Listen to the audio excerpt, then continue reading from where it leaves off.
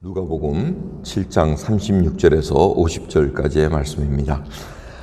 한 바리새인이 예수께 자기와 함께 잡수시기를 청하니 이에 바리새인의 집에 들어가 앉으셨을 때 그 동네에 죄인인 한 여자가 있어 예수께서 바리새인의 집에 앉으셨음을 알고 향유 담은 옥합을 가지고 와서 예수의 뒤로 그 발 곁에 서서 울며 눈물로 그 발을 적시고 자기 머리털로 씻고 그 발에 입 맞추고 향유를 부으니 예수를 청한 바리새인이 이것을 보고 마음에 이르되 이 사람이 만일 선지자더면 자기를 만지는 이 여자가 누구며 어떠한 자 곧 죄인인 줄을 알았으리라 하거늘 예수께서 대답하여 가라사대 시몬아 내가 내게 이를 말이 있다 하시니 저가 가로되 선생님 말씀하소서.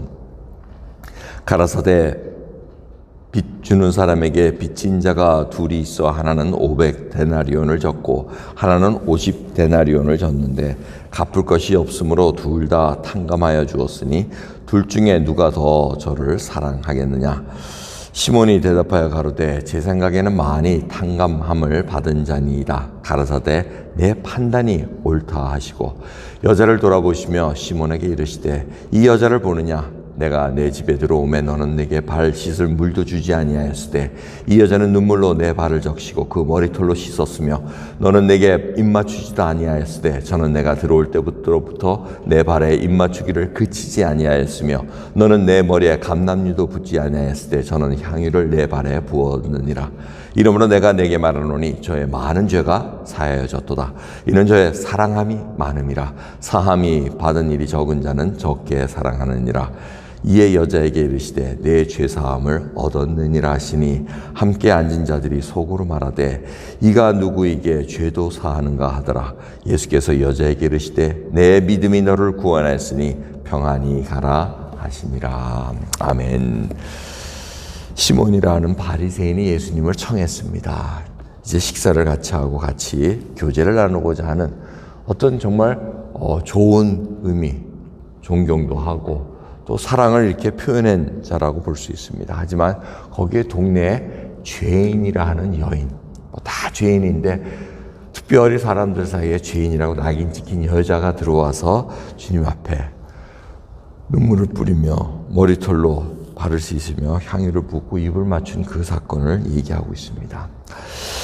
근데 주님께서 말씀하신 게 뭡니까? 이 탕감에 대해서 얘기해 줍니다. 빚을 이렇게 내주는 자가 있는데 그 사람에게 500데나리온과 50데나리온 빚진 자가 있었다는 겁니다. 500데나리온 하면 로마의 은화입니다. 그래서 데나리온 하면 한 데나리온 하면 하루 품삯입니다. 500데나리온 500일을 한 이 노동값입니다. 그리고 50데나리온 50일을 일한 건데 일한 값입니다. 그런데 이 두 사람에게 공통점이 뭡니까? 42절 보면 둘 다 갚을 것이 없었다는 겁니다. 갚을 여력이 전혀 없는 자들이면 500이고 50이고 다 갚을 수가 없었습니다. 그래서 그냥 둘 다 탕감을 해줬더니 누가 더 사랑을 많이 받겠느냐, 누가 더 그 돈 빌린 자에게 사랑을 하겠느냐 하고 물어봤을 때 바리새인이 옳게 대답합니다. 500데나리온 탕감한 자, 더 많이 탕감한 자입니다. 주님의 말씀 결론 내려줍니다. 많이 탕감받은 자, 많이 사함을 받은 자가 더 많이 사랑하느니라. 그럼 오늘 말씀을 보면은 정말 이 사람을 어떻게 보느냐 시각이 다릅니다. 바리새인도 똑같이 죄인입니다. 주님의 눈에 보이긴 바리새인이나 죄인이라고 이 딱지를 붙은 그 동네의 한 여인도 다 똑같은 죄인입니다. 그런데 바리새인은 어떻게 봅니까? 사람을 볼 때 나는 의롭고 저 사람은 죄인이다 하고 딱 갈라버립니다.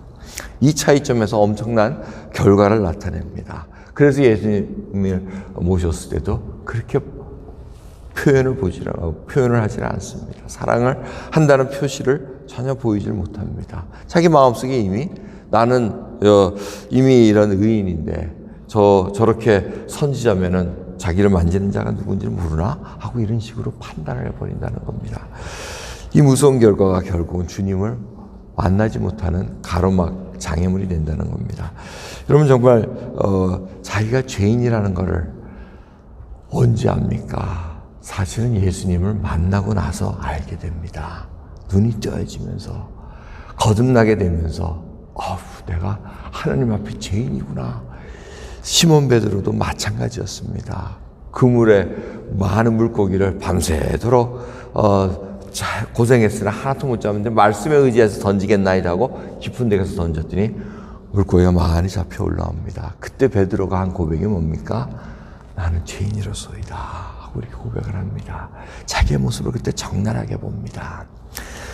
여러분, 정말 그 은혜, 주님께서 은혜를 베푸셔서 나의 죄를 사해 주시고 하나님의 자녀로 인쳐주시고 정말 그 죄의식을 딱 깨닫는 순간 나는 아무 힘으로 어떻게 할 수가 없는데 주님께서 용서해 주시고 하나님의 자녀로 인쳐주셨다는 그 놀라운 은혜를 얼마나 감격하게 받는지 모릅니다.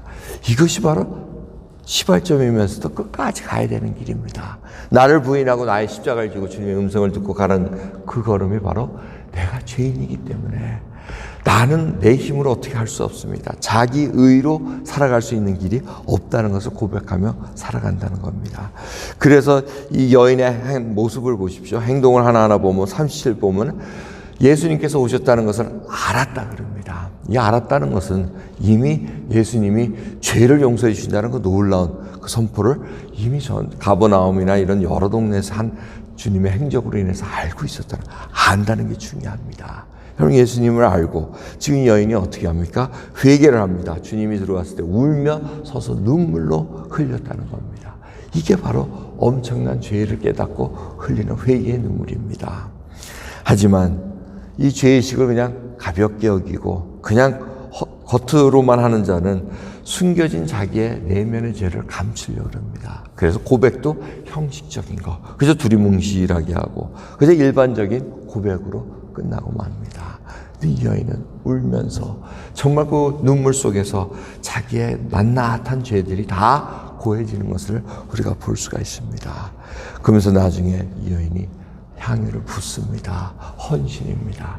결국은 그 놀라운 죄사함의 결과는 하나님을 사랑하는 마음으로 헌신으로 드러난다는 것을 우리가 볼 수가 있습니다.